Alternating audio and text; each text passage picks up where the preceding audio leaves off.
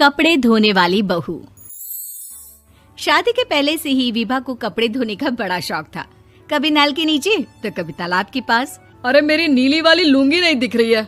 विभा की अम्मा, कहाँ रखी है लुंगी? अरे वो तो विभा ने परसों ही धोकर रखी थी आपकी अलमारी में, देखो वहीं होगी। वो ना मैंने आज धो दी, मुझे लगा कि गंदी हो गई होगी। अरे कैसे गंदी हो गई थी? उसे तो मैंने पहना भी नहीं। हे भगवान, इस लड़की के कपड़े धोने की आदत से परेशान हो गया हूँ मैं। जितना तो घर में राशन नहीं आता, उससे कहीं ज्यादा डिटर्जेंट पाउडर का खर्चा है। इसकी शादी करवा दो, शादी जाए अपने घर में ही करे काम, फिर चाहे घर के कपड़े धोने हो या पूरे गांव के। हाँ ठीक बोल रही हूँ, देखता हूँ मैं कोई लड़का। वो दिन भी आ जाता है जब विभा को देखने लड़के वाले आ जाते हैं। लड़की मुझे अच्छी लगी। होने वाली सास कहती है, बेटी अगर कुछ पूछना है तो पूछ लो। वैसे तो हमारी लड़की बहुत ही शर्मीली है, जो बोल दो वो मान लेती है, इसे क्या पूछना होगा। अरे कैसी बात कर रही हो माँ, मुझे इन लोगों के घर रहना है, सवाल तो कई है। हाँ हाँ बेटा, पूछ लो ना, क्या पूछना है। आप लोगों के घर कपड़े कौन धोता है? सास का मुंह बन जाता है। देखो, अगर तुम ये कहना चाहती हो कि तुम्हें कपड़े धोने नहीं आते तो सुन लो, कपड़े मैं ही धोती हूँ, लेकिन तुम्हारे आ जाने के बाद मैं रुमाल तक नहीं धोऊंगी। अरे चुप रहना भाग्यवान, बहू बेचारी घर आई नहीं, उसे डराना शुरू कर दिया। वो क्या है ना बिटिया, अभी तक तो ये कल्लू की माँ ही धोती थी, लेकिन अब तुम्हारे पापा तो दहेज में वॉशिंग मशीन देंगे ही। तभी विभा की माँ बोल पड़ती है, सवाल भी पूछा तो क्या। वैसे भाई साहब, मशीन की तो फिर भी कपड़े धोने की कैपेसिटी होती है। मतलब जो बिटिया दे रहे हैं ना विभा, इसे कपड़े धोने का बहुत शौक है। ये आप लोगों के क्या, आस पड़ोस गांव मोहल्ले सबके कपड़े धो दे और उफ तक ना करे। बाहर देखा नहीं आपने कितने कपड़े सूख रहे हैं?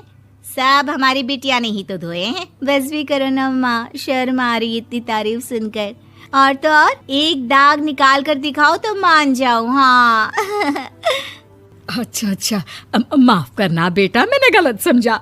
हमें तो रिश्ता बहुत पसंद है। और ऐसे जुड़ जाता है रिश्ता कपड़े धोने का शौक रखने वाली विभा का। उसकी शादी हो जाती है कोयला फैक्ट्री में काम करने वाले कल्लू के साथ। शादी के बाद अचानक विभा चिल्लाती हुई सास के पास आती है। सासू माँ, अरे सासू माँ कहाँ है आप? ये तो धोखा है, धोखा दिया आप लोगों ने मुझे।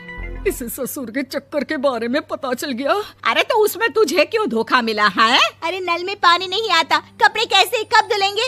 अच्छा, तू पानी नहीं आ रहा उसकी बात कर रही है। तो आपने क्या सोचा? कुछ नहीं। अच्छा, तेरी माँ ने कहा था कि कपड़े धोने का शौक है तुझे, याद आया मुझे। शौक बोलकर कपड़े धोने वाले मेरे जुनून को कम ना आके सासू माँ, कपड़ा धोना मेरा गुरूर है। तभी पति भी वहाँ आ जाता है। अभी मैंने इसे सनी देओल की फिल्म दिखाई है, उसी के डायलॉग मार रही है माँ। अच्छा सुन, साफ साफ बता रही हूँ, पानी सुबह 4 से 6 और शाम को 10 से 12 आता है, समझी? विभा टाइमिंग सुनकर हैरान हो जाती है। ये क्या भूतों का मोहल्ला है? सुबह 4 बजे उठकर कौन कपड़े धोता है? 4 बजे टंकी में पानी जाता है, फिर सारा दिन धोना ना, किसने मना किया? अरे कैसी बात कर रही है? 200 लीटर की टंकी में कितने कपड़े धो लूंगी मैं, सुबह ही उठ जाऊंगी मैं। अब क्या था, विभा सुबह 4 से लेकर रात के 12 बजे तक कपड़े ही धोती रहती। एक रोज सास पड़ोस से निकलकर कहीं जा रही होती है कि साथ वाली कहती है, हाँ कल्लू की माँ, जरा ये बताओ कि 2 साड़ी है, 2 ब्लाउज और एक पेटीकोट और एक नाड़े वाला लंबा कच्छा। हाँ तो? अरे तो क्या, कितना लोगी धुलाई ये बताओ। धोबन दिख रहे हैं हम क्या? हमारे पति सरकारी नौकरी से अभी रिटायर हुए हैं और बेटा सुपरवाइजर है कोयला फैक्ट्री में। धोबन समझ रखा है हमें? हाय रे कल्लू की अम्मा, माफ कर दो, वो तो मोहल्ले में यही सब बता रहे थे कि तुमने बहू को कपड़ा धुलवाने के काम में लगा दिया है। सास को पड़ोसन की बात सुनकर गुस्सा आ जाता है। वो घर पहुंचती है जहां घर के बाहर ही इतने सारे कपड़े सूख रहे होते हैं जितने कि किसी धोबन के घर पर। अरे ओ कल्लू की दुल्हन, बाहर निकल।